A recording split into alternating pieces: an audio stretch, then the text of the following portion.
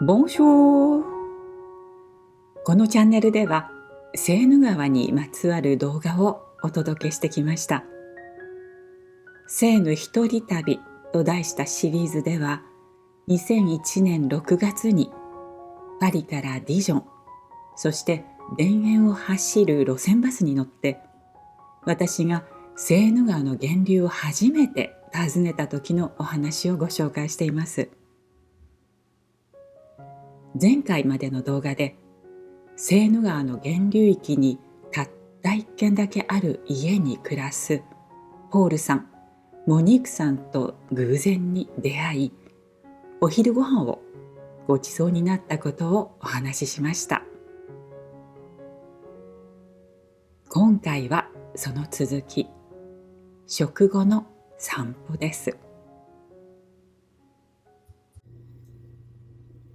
午前中に一人で訪ねた源流域を、午後にはモニークさんに案内してもらうことになりました。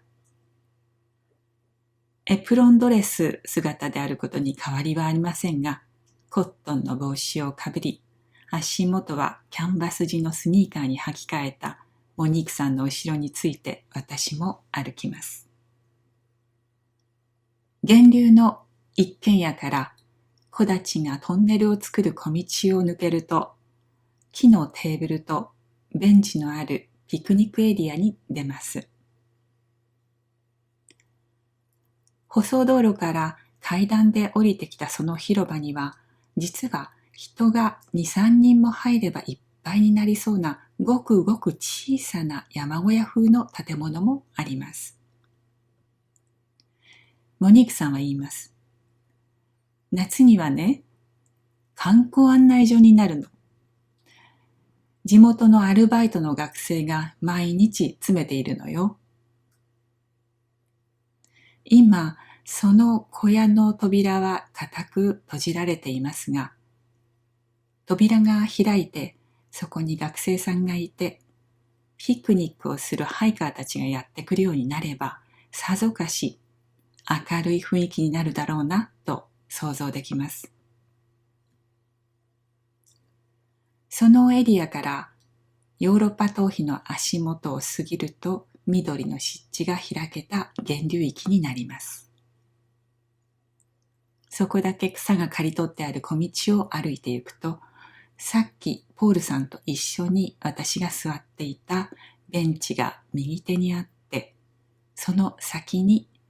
女神のいる洞窟があるのです。そこまでやってくると、モニークさんは女神と向き合い、その足元の泉に目を落としました。水かさを確認している様子です。泉の水はお天気に随分左右されるらしいのです。森に雨がたくさん降れば水かさは当然増えますが、それよりもむしろ季節によって違ってくるのだそうです。セーヌの源流域は雨を集めて流れになるというよりも、森の湿り気が伏流水となり、それが地上に染み出て流れ出すというもののようで、水が一番豊富なのが春先だそうです。といっても、この辺りはそれほど雪深い地方ではありませんから、例えばアルプスの氷河や雪解け水が流れになって大河になるというようなものではなく、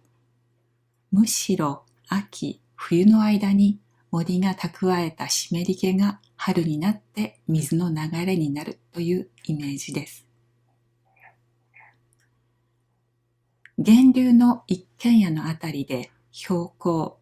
471メートルとポールさんが言っていましたから、川の源流としては案外低いところだと感じます。女神のいる洞窟を過ぎて、さらに道なりに歩いて行きます。小道は上り坂になり、やがて生い茂った草に道が隠れてしまいました。けれどもどうやらモニークさんはこの茂みの中に入って行こうとしています。腰の位置よりもずっと高く伸びた草むら。チクチクとしたあざみを避けながら分け入った先で見せてくれたのは、長方形の石を並べて作った水路の一部のようなものでした。水路の幅は20センチくらいのものでしょうか。すっかり苔むした石の間を清らかな水が流れています。ところで、モニークさんとポールさん夫妻が暮らす源流の一軒家から木立に囲まれたトンネルのような小道をまず歩きましたが、その脇にポツンと忘れ去られたような小さな小屋がありました。小屋の壁は女神のいる洞窟と同じように、この地方独特の穴の多い自然石を積み上げて作ってあって、そこに三角屋根が乗っています。Qu'est-ce que c'est? これは何ですかと前を行くモニークさんの背中に尋ねたとき、フイユの時に使っていたと答えてくれたように聞こえました。フイユ、つまり発掘のことなんです。実はセーヌの源流域は昔々聖域とされていたのでした。巡礼者がたくさん訪れ、彼らを受け入れるための建物などもあったのだと言いますから、今とは様子がだいぶ違っています。私はセーヌの源流に来て、ピクニック広場と緑の泉、そして女神がいる洞窟をめぐってそれで完結したような気分になっていたのですが、今立ち入り禁止になっているこの草むらにこそ、聖域とされていた時代の遺跡があったのでした。こうしてモニークさんに連れてきてもらわなければ、もちろん入ってみようとさえ思わなかった場所です。苔むした水路のあるところからまた少し行くと、地面に頑丈な鉄格子がはめられた場所がありました。これは昔のバッサンとモニークさん。鉄格子の間からは草が伸びていますが、かがんでその奥に目を凝らすと、確かに水が蓄えられているのがわかります。バッサンというと、池、盆地などの意味もありますが、この規模のものなら、たらいという意味が当てはまるでしょうか。昔の巡礼者たちがここで沐浴をしたのよ、とモニークさん。私は大変な発見をしているような気分で、彼女の言葉にいちいち目を見開いて反応すると、彼女にとってはその様子が愉快なのでしょう。子供を見る母親のような笑みを返すのでした。ところで、セーヌの源流というとき、レ・ソース・デ・ラ・セーヌと源流を意味する言葉、ソースの漢詞が複数形のレになっています。つまり、源流は一つではないということ。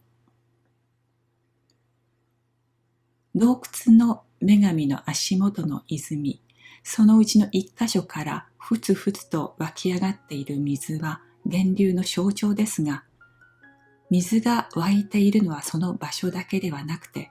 この遺跡の水路やたらいを満たしている水が生まれているところもセーヌの源流。